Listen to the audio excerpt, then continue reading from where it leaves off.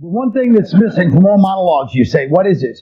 Could you get show business like creeps like me doing the monologue about policy in the world, and then it affects you people more than it affects me? Not that I'm that large, but, you know, I've been chipping away. And so I think you have to include real people in the monologue, or the money as we now really call it. So they'll, you know, even if they're talking or not, it doesn't matter. But the point is, let's talk first about Rush Limbaugh. Now, you're a black man. Can I touch you here? All right. I hope the angle's right. I don't want it to be from here. Can I touch you here? You won't think I'm... All right. So, you know, Rush Limbaugh, he's deaf and he's in a jam. Businessman DJ Ruff got into it last week. You know what I'm saying? Now, my opinion is, correct me if I'm wrong, black people don't care what he said because they'd rather hear him say his real feelings than smile on their face as he drives past the house or the suburbs. What do you think? Were you offended by Russ, or you just don't give a damn? Mm-hmm. Right, you just want to, it was just fun to see all the white people scurrying about trying to apologize. All right, he pled out to rehab. Apparently it was like a hearing impaired, waiting for the dope to kick in kind of thing. Waiting for his, dare I say it, his rush. But I say big ups to Donovan McNabb. That brother still can't get a cab, so wave your hands in the air like you're Steve McNair.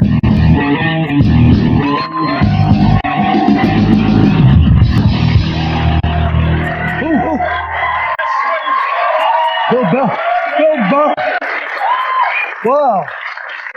First up, let's take a look. Let's talk about Rush. Take a look at this clip of Rush Limbaugh. What we've had here is a little social concern in the NFL. I think the media has been very desirous that a black quarterback do well. Now, Patrice, be honest. Black people could care less about what Rush said. You don't care. You just, you know, like I said, you're just seeing the white people jump up and be like, here's what he said. He said, the black quarterback thing. There's 10 black quarterbacks who start in the NFL, and like 5 of them suck. So it's not about if it was just Randall Cunningham in the league by himself like it was back in the day playing, you could go with his comment. Joe Gilliam. Even Joe Gilliam. But now, there's too many black quarterbers left there. If he didn't say black, he would have been fine. He would have been fine. Rush would never be fine at any point because he's a thoroughgoing moron. It's not so much that he's racist as he's a complete cretin with nothing to say whatsoever. No. Thank you. Good night. Oh. He's not stupid. All right, but can you say one thing, please, stupid? Is the fact is ESPN execs said, look, we got to get ratings up this year. We're going to bring in Rush. He's going to have his opinion. You know how he is. Let him say what he wants. And then they let him say what he wants. And they're like, oh, that's what Rush says. He can say what. And then the minute it becomes a scandal, ESPN execs are like, oh, we don't know what happened there. Rush is crazy. Jackson didn't say it. They sold everybody out like always. You would have thought that they would have stayed with Rush after he said that because the entire reason for hiring him is he's sensational and you know he's going to say something messed up after 3. Exactly. But he's not a sports guy. He never belonged on that show. It's a good. Yeah, unless the sport is outdoing Winona Ryder at Boot and OxyContin. What did Nazi? Oh, is that a fat joke? I didn't even get that, but I know it's smart. You're out of the loop. You got to get in there. I never heard of it. He just doesn't belong on a sports show because he's not a knowledgeable sports guy. He's a fat conservative nerd. He's the guy that would say, is the quarterback going to make a home run? Nobody wants to hear what he's talking about when it comes to sports. Yeah, but just because he said that, he shouldn't lose his job. If we're going to have freedom of speech, then a white guy should be able to say something with the word black. Shut up about white guys. Let me tell you something. He's trying to get white guys need to shut up. Y'all been talking forever. Yeah, let me tell you something. Just shut up. He shouldn't have said the dude. Okay, but he should have said done it. But that has nothing to do. See, that's everything that we're talking about. White people always. This is white on white crime. Black people, white on white crime. Because it's an attack. Here's the race riot. The race war is going to be liberal whites versus conservative whites. Black people don't care. We want to argue race all the time. That's y'all making each other quit and fire. We don't care. But you do care. And Dusty Baker said something. That was also, kind of politically incorrect. But liberal whites will never hold a black guy to the same standards they hold other white people to, because if you're a liberal white, you're a closet little dirty racist, and that's why you don't. Dusty Baker said something that was factual. White people don't function well in the sun. He said, black imagine people. You in the sun, no you have to read. He doesn't read what we're talking about. Shut up. It was a good reference. It was a good reference. He looked like the answer. I didn't like his stupid sip after. Yeah. He did not sit like stupid. Exactly. He sat there like he's some fourth green black intellectual with dreadlocks. Yeah. Nosferatu. Yeah. I go to the movies. Shut up, you probably said Kill Bill 6 times. You don't even know what Nosferatu is. All right. The socialist mayor of Paris has made convicted cop killer Mumia Abu Jamal an honorary citizen. Now, Proops, no one can support this, but somehow, if anybody does, it'd be in your neck of the woods. Why do you have to say that I would do that? Don't you see that the French do this just to tweak us, man? I mean, they're French.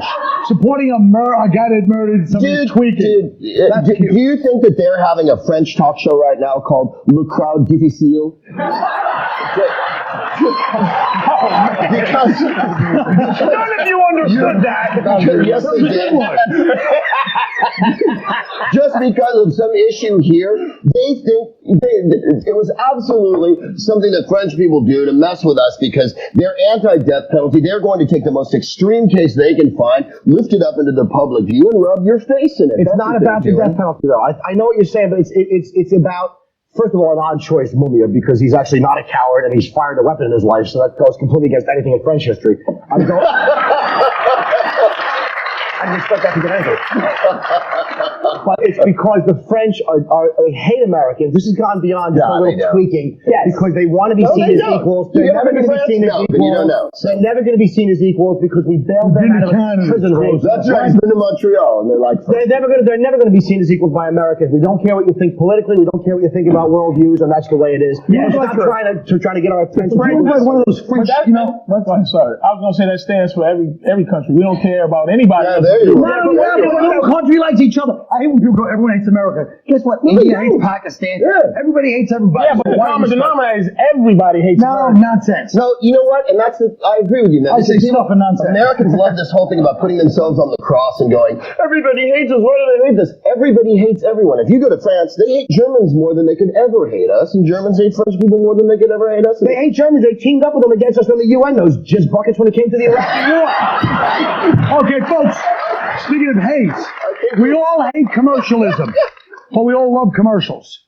Ponder that while you watch these. We'll be right back.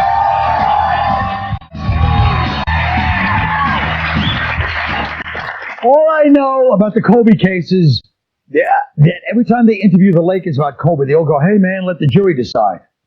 Now, if the brothers are saying let the jury decide, I can only assume it's their version of Brutus is an honorable man, okay? Even OJ's like, I think the guy did it. He's got evil eyes, you know? Even OJ was like, oh, anyway. Hey, how many Ramones did you beat up today? No, listen. Finally, I got one. Now what does everybody say? Nobody knows what really happened in that room that night except Kobe and the girl. So guess what? We all know what happened. We'll do a little reenactment. Lauren, yes? Okay? Audience member, I don't know if you ever acted before? No. Well, believe me, don't be nervous. I have the kind of talent where I make other people look great. Talent. That's Steve, who's who took this job after several convictions. All right, so got to find a way to work it into the paycheck. All right, so here we are, big hotel suite. You guys wouldn't know, but I know what they're like. And so headline. You don't get to. So it's a big hotel suite. You walk in. It's 11 o'clock. I'm Kobe. Okay. So you walk into the room, I'm like, hey, how you doing? So you want to chill or? And then your lines are over there. This suite is dope. Did your team pay for it? Nah, yeah, more or less, because I'm here for my knee operation. So I don't know if it's insurance or whatever. Can you get movies that just came out? Yeah, I was just checking out Sandra Bullock. Then I put on Joanna, man. That was hilarious. Come on now. What's up? Like Kobe, please, I'm not here for that. Yo. Why are you crying? Go get a Toblerone from the minibar. You feel better, baby. All right, thank you very much. That was very good acting. See? Oh, you can keep the mic. She's still on the mic. Oh, that was a damn good performance. It was kind of meek, but kind of sexual, and who knows what happened in that room. But I know Joanna Man was probably on in 2 weeks. Everybody seems to have everybody has an opinion on this Kobe case. Let's take a look at this Kobe thing. Bryant is a superstar. Seems like he can get any woman he wants. He should have not done, taken her to the room to begin with. I mean, it just wasn't right. But She went there voluntarily to his room. yeah, So but she put herself in a because good of the position celebrity status, though. It's just the way of how women are trying to get into power. Shorty probably got wise. Oh, he's a superstar. I'll go scream rape and give me some money. Every guy has those feelings sometimes down the road, right? But you refrain from it because you don't want to put yourself in a bad situation.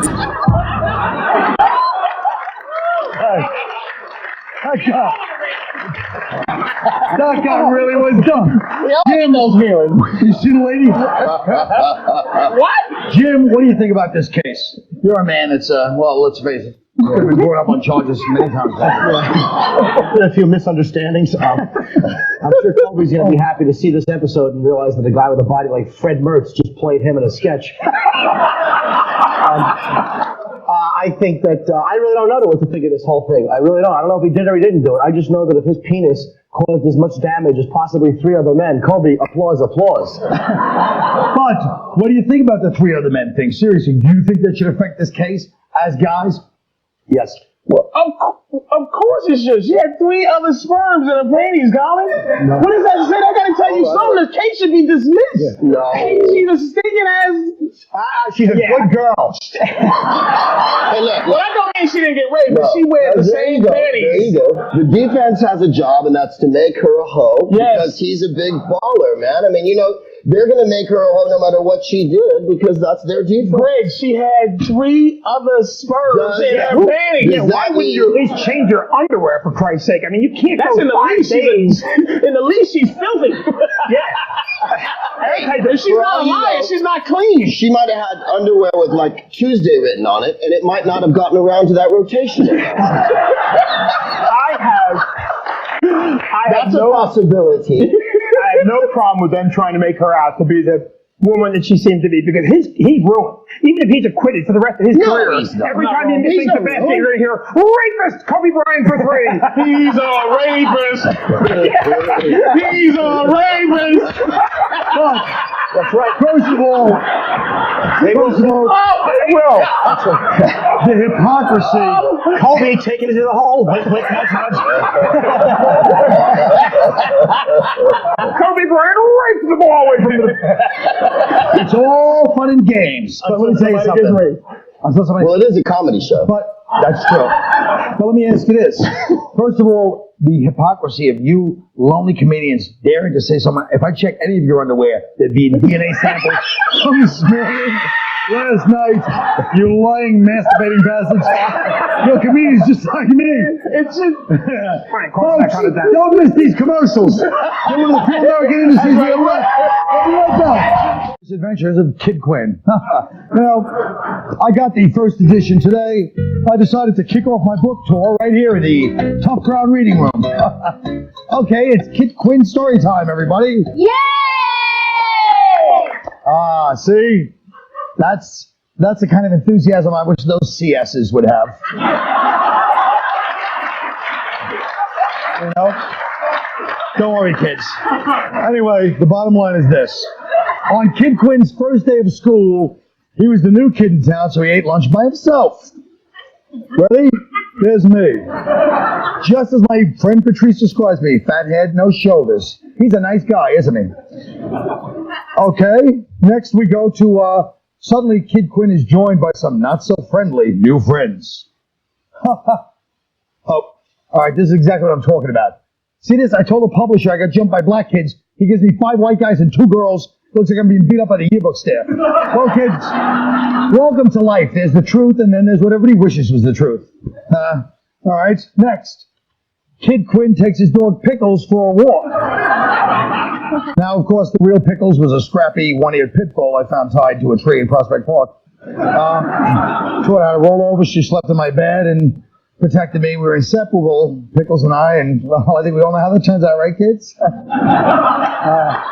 Well, let me break it down. No. Let me break it down for you. These people, too much internet. Love. It comes after you, and even though you're scared, you open the door to your heart, let love in, and then what? Anybody, kids? Love dies from internal injuries. when it gets run over by a gypsy cab. Let's keep reading. Kid Quinn throws himself into his studies and gets his first A. This is part true. I did hit the books after Pickles passed away. But so what? Good grades never made a difference in anyone's life. You might not believe me, right? Okay? If grades mattered, why would this man, who's a Harvard Law School graduate, come on my show twice a week because he needs the money? And this man blew me off because he has meetings in LA for some awful sitcom deal. His name is Rich Voss, kids. Doesn't he look kind of stupid to you? Yes. Dummy. Now, let's skip to the end. Kid Quinn meets Holly. Kid Quinn meets his girl, Molly. Ready? Molly was actually, once again, Molly, the maker of the Little Red. She was actually a dark-skinned Dominican girl named Blanca. And I was 5, she was 7. We kissed at the handball courts on Valentine's Day. And she pulled down her underpants and made me touch a pee-pee. That's right, kids. Blanca was my first tranny. She broke up with me. Now, kids, you might say, oh, my God, he's ruining our life. Look. The end. Let's just go to the end. Now, kids, how old are you, kids? 7, whatever, 8, right? Whatever. You little starry-eyed angel kids. I can see the illusion of innocence is starting to fade. And that's good because, let's face it, what is childhood but a series of humiliating injustices that you spend the rest of your life avenging? I mean, look at me, kids. Why do I tell jokes every night, even after the show? Not enough? It's not enough? Fill the void? But kids, because I long for the validation I felt with the only girl I ever loved. And what was her name, kids? Long Girl! Pickles.